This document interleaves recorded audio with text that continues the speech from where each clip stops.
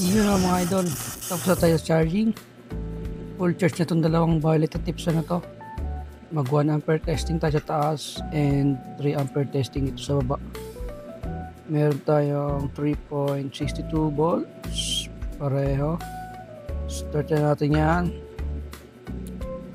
Iyon. Fast forward na natin yan. After ng maunang matapos, sunod naman natin itong dalawang natira dito. 2 hours later.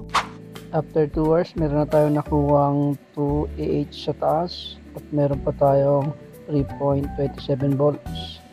Dito naman sa baba, 6.1 AH at meron pa tayong 3.06 volts. After 2 hours and 15 minutes, tumunog na itong nasa baba. May nakuha tayong 6,880 mAh.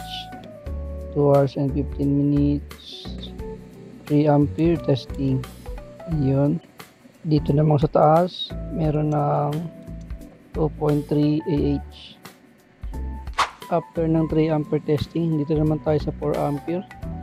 Full charge na yan. 3.63 volts. Start na natin. Fast forward na lang ulit natin.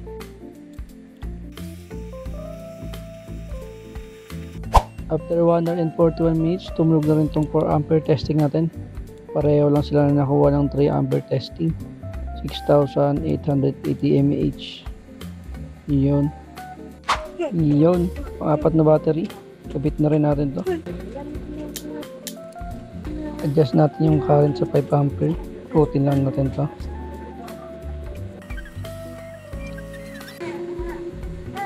Yun. 5 ampere na. Meron tayong 3.59 volts. Start na natin. Dito naman sa 1 ampere testing, may 4.8 AH na tayo. Sa 4 hours and 49 minutes. Pero meron pa tayong 3.20 volts. Yun mga idol, after almost 7 hours, tumunog na rin itong nasa taas. Itong 1 ampere testing natin. Then sa baba, tumunog na rin. Halos sabay na sila. Sa 7 hours nakapag-test tayo na itong 4 na tips ang battery, no? Ngayon, almost 7 hours, 1 ampere testing.